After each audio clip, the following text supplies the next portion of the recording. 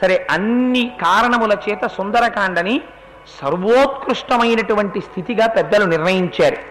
గమ్మత్తు ఏమిటంటే, మీరు జాగ్రత్తగా వింటే ఉపాసనకి సంబంధించినటువంటి అనేక రహస్యాలు తలబద్దలు కొట్టుకున్నా సరే ఇవి ఎలా ఉంటుంది అని అర్థం కానటువంటి విశేషాలు కూడా హనుమ యొక్క అనుగ్రహంతో, సీతారాముల యొక్క అనుగ్రహంతో ఉపాసనకి సంబంధించినటువంటి రహస్యాలన్నీ తేటతల్లమవుతాయి సుందరకాండలో. అందుచేతే ఆధ్యాత్మికంగా ఉన్న వాళ్ళకి ఆధ్యాత్మికమైనటువంటి పురోగతి, ఇంట్లో కష్టాల్లో ఉన్న వాళ్ళకి కష్టాలు తొలగిపోతాయి. ఏమండి, మా ఇంట్లో పాపకి పెళ్ళవలేదు, సుందరకాండ వింటే పెళ్ళవుతుంది. ఏమండి, పిల్ల చాలా కాలమైంది వివాహమై సంతానం లేదు, సంతానం కలుగుతుంది. బంధువులు దూరదేశం వెళ్ళిపోయారు, అప్పటి నుంచి ఇప్పటి వరకు మళ్ళీ మేము బంధువుల్ని కలవలేదు, సుందరకాండ విన్నవాడికి బంధు సమాగమం అవుతుంది. నేను కొన్ని చోట్ల సుందరకాండ చెప్తే అది నా గొప్ప కాదు, సుందరకాండ గొప్ప. సుందరకాండ చెప్తే ఆ తర్వాత మా ఇంటికి వచ్చారు ఒక ఆయన, వచ్చి నాతో అన్నారు, విదేశాలు వెళ్ళిపోయినటువంటి నా బిడ్డని ఇప్పుడు చూస్తానని నేను అనుకోలేదు కోటేశ్వరరావు గారు. సుందరకాండ అయిపోయిన తర్వాత ప్రసాదం పుచ్చుకుని ఇంటికి వెళ్ళానండి, ఫోన్ వచ్చింది అకస్మాత్తుగా మా అబ్బాయి వస్తున్నాడని. అమ్మా నిన్ను చూడాలనుందమ్మా, 20 రోజులు నీ దగ్గర ఉండడం కోసం వస్తున్నానమ్మా అన్నాడు. నా మనస్సు పొంగిపోయిందండి, వచ్చి ఒక్కసారి మీకు ఈ మాట చెప్పెడదామని వచ్చాను అన్నారు. అందుకని సుందరకాండకు ఆ శక్తి ఉంది. అందుకని దూరదేశాల్లో ఉండేటటువంటి బంధుమిత్రుల యొక్క సమాగమం కలుస్తుంది, పితృదేవతలు ఆనందిస్తారు, విశేషించి దేవతలందరూ ప్రీతి చెందుతారు. సుందరకాండ అంత శక్తివంతమైనటువంటి కాండ. సరే, అందుచేత ఒకే అమ్మ, ఒకే జగజ్జనని సుందరకాండలో 2 రకాలుగా కనపడుతూ ఉంటుంది. మాయాస్వరూపం అంటే ఏమిటో ప్రత్యక్షంగా చూడాలంటే సుందరకాండలోనే చూడాలి. అంత అందంగా నడుస్తుంది సుందరకాండ. సరే, అంత అందమైనటువంటి కాండని ప్రారంభం చేస్తూ మహర్షి అంటారు, తతో రావణనీతాయా సీతాయా శత్రుకర్షణ ఈయేష పదమన్వేష్టం చారణాచరితే పది. తతో రావణనీతాయా, రావణుని చేత అపహరింపబడినటువంటి సీతమ్మ తల్లి యొక్క జాడని కనిపెట్టడం కోసమని చారణలు వెళ్ళేటటువంటి మార్గంలో వెళ్ళుట కొరకు హనుమ సంకల్పించెను, లేదా శత్రుకర్షణుడైన వాడు సంకల్పించెను. కిష్కింధకాండ చివర హనుమ మహేంద్రగిరి పర్వత శిఖరాల మీద బయలుదేరడానికి సిద్ధంగా ఉన్నారన్న విషయం మనం తెలుసుకున్నాం. కాబట్టి ఇక్కడ హనుమ అనేటటువంటి నామవాచకాన్ని ప్రయోగించకపోయినా శత్రుకర్షణ అన్నప్పుడు శత్రువులను జయించినటువంటి హనుమ బయలుదేరడానికి సిద్ధంగా ఉన్నారు అన్నది మనకి హనుమే అని తెలుస్తుంది. ఎందుకని శ్లోకంలో హనుమ అన్న మాట వాడలేదు, వాడకపోయినా మనకి తెలుస్తుంది ఆ విషయం. తతో రావణనీతాయా సీతాయా శత్రుకర్షణ ఈయేష పదమన్వేష్టం చారణాచరితే పది. ఈ ఒక్క శ్లోకమే మీరు చెప్తే యథార్థం అనుకుంటారో లేదో నాకు తెలియదు, కానీ ఈ ఒక్క శ్లోకం మీద భారతదేశంలో కొన్ని వందల పేజీలు రీసెర్చ్ చేసి వ్యాఖ్యానాలు చేసిన వాళ్ళు ఉన్నారు. ఆ ఒక్క శ్లోకంతో తరించిపోయిన వాళ్ళు ఉన్నారు. అందుకే ఈ శ్లోకాన్ని పారాయణ సంప్రదాయంలో మంత్రమనే పిలుస్తారు. అందున విశేషించి ఇందులో గాయత్రీ మహామంత్రంలో వా అనబడేటటువంటి బీజాక్షరం రావణ అన్న చోట మధ్యలో వాగా వస్తుంది. ఇంచేత అంటే మంత్రములను వేదికల మీద చెప్పకూడదు కనుక, అందున గాయత్రీ మంత్రం అందరూ వినకూడదు, అందరికీ చెప్పకూడదు కనుక గాయత్రీ మంత్రానికి ఒక స్వరం, గాయత్రీ మంత్రం చెయ్యడానికి పెద్దలు ఒక అధికారాన్ని నిర్ణయించారు కనుక దాని గురించి పూర్తిగా ఎక్కడ అన్నది అనరు. రావణ అన్న దాంట్లో వా గాయత్రీ మంత్రంలో 12వ అక్షరమైన వా. అందుకని పరమశక్తివంతమైనటువంటి ఒక బీజాక్షరంతో ప్రారంభం అవుతోంది.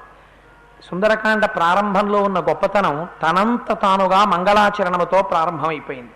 ఎందుచేత అంటే తతో రావణనీతాయ అంటూ మొదలెట్టారు. తత్ అంటేనే పరబ్రహ్మస్వరూపం. మీకు ఇందాక చెప్పాను, ఒక్క భారతీయ సాంప్రదాయంలో ఒక గమ్మత్తు ఉంది. ఏమిటా గమ్మత్తు అంటే మహావాక్యములు అని కొన్నింటిని పిలుస్తాం మనం. మహావాక్యము అంటే మీకు పైకి చూడటానికి రాముడు అందమైన బాలుడు అన్నాను అనుకోండి, మీకు దాని గురించి పెద్ద విశేషమైన వర్ణన అక్కర్లేదు, మీకు తెలిసిపోతుంది. ఓహో, రాముడు అందమైన బాలుడు చెప్పాడండి, అది నీవై ఉన్నావు. ఇప్పుడు మీకు ఏమర్థం అవుతుంది? ఏమిటది నువ్వై ఉన్నావు? అదెవరు, నువ్వెవరు, అయి ఉండడం ఏమిటి?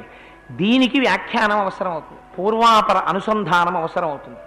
ఇప్పటి వరకు అది అని పరబ్రహ్మంగా చెప్పబడుతున్నది నువ్వే అయి ఉన్నావు, నీకు దానికి భేదం లేదు, ఉన్నది రెండూ కలిసే ఒక్కటే, అవిద్య చేత రెండుగా కనపడుతున్నాయి, ఉన్నదొక్కటే అని చెప్పడానికి ఏ బ్రహ్మమును మనము తత్ అని పిలుస్తామో అటువంటి తత్తుతో ప్రారంభమైంది సుందరకాండ.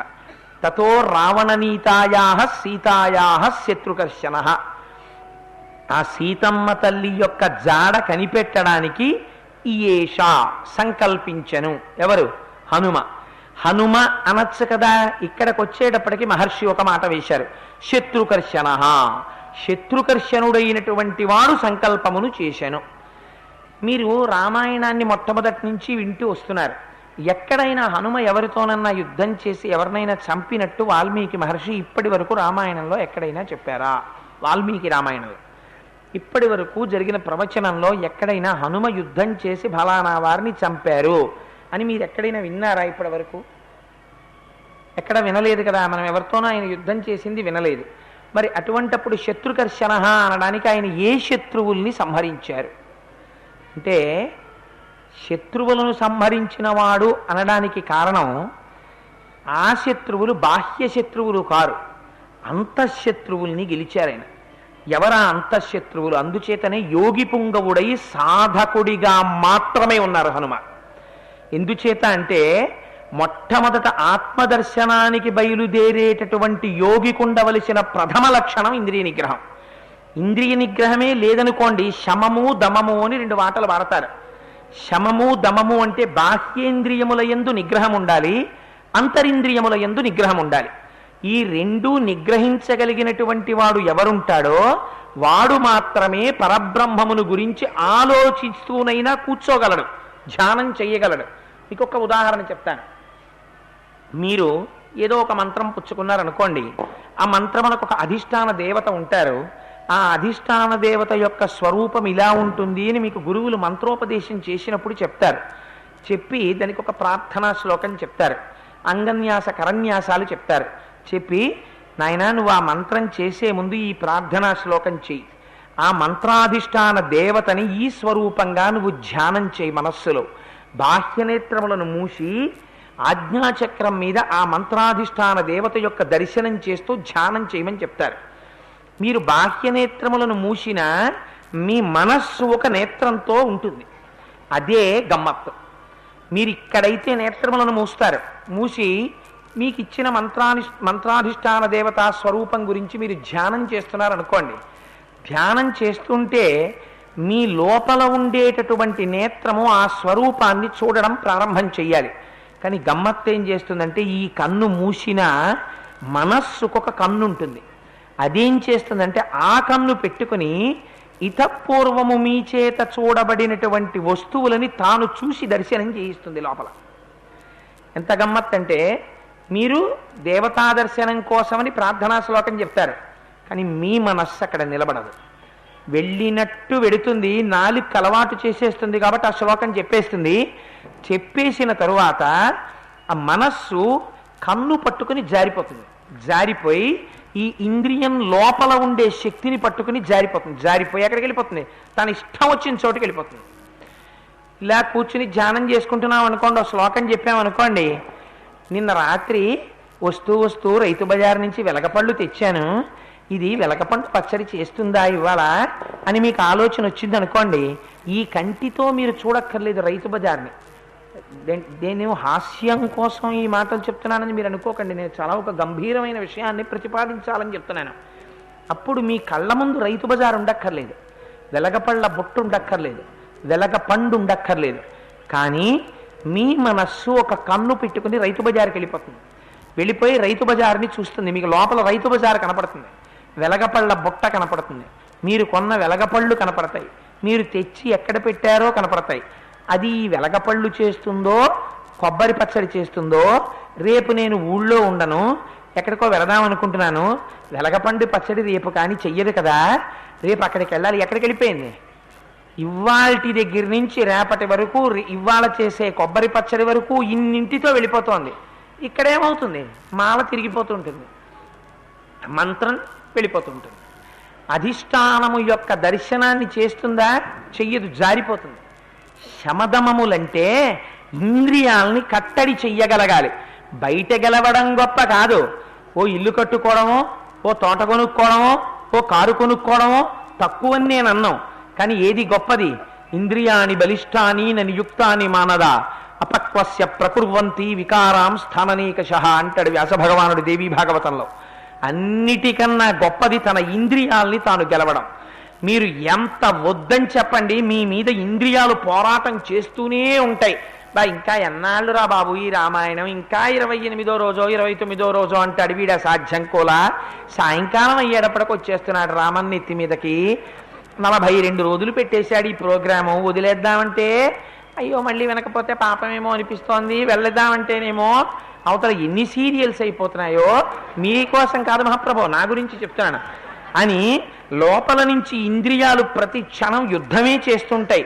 వీటిని కట్టడి చేసి కేవలము తను ఏ విషయం మీద ధ్యానం చేస్తున్నాడో ఆ విషయం మీదే నిలబడాలి అంటే మిగిలినటువంటి భోగముల వైపుకి ఇంద్రియాలు వెళ్లకుండా వాటిని త్రోసి రాజని పక్కన పెట్టేయగలగాలి.